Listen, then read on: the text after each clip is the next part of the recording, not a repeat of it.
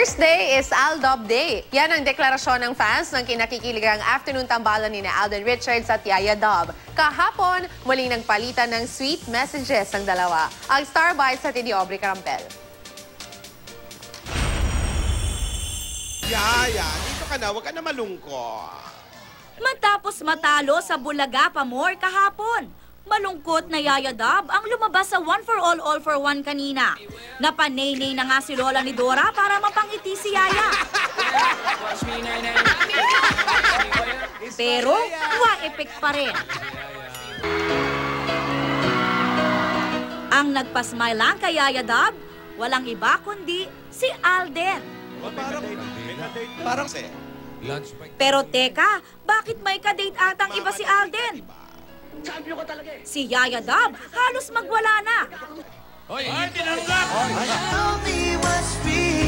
Yun naman pala, picture din ni Yaya Dub ang kasama niya.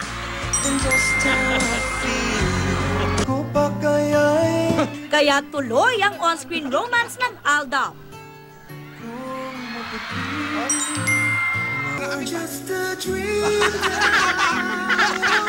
Ang I'll you message ni Alden.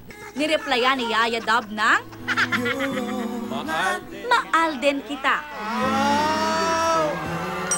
Pero as usual, kontra na naman si Lola ni Dora na meron ulit sermon sa mga nag-iibigan. Paghirapan mo!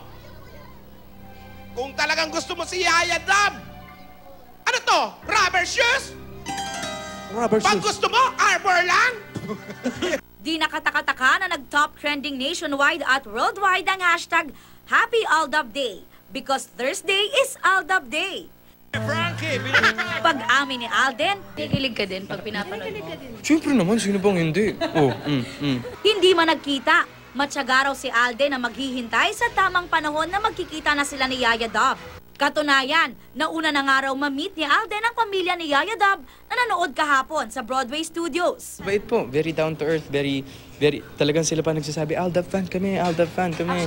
May bago pa nga silang pauso ngayon ni Yaya Dub pagkatapos ang pa-bebe wave.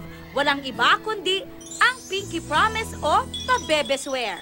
Sir Mike, Tita Mel, Miss Vicky, nakakatawa yung episode mo sa Chika Minute, di makinaya yung tawa mo. Thank you very much po for always featuring Aldab sa mga segments. So, God bless po and patuloy ang pa-bebe wave. May Pinky Promise. Yung Pinky Promise, bago yan. Aubrey Carampel, GMA News.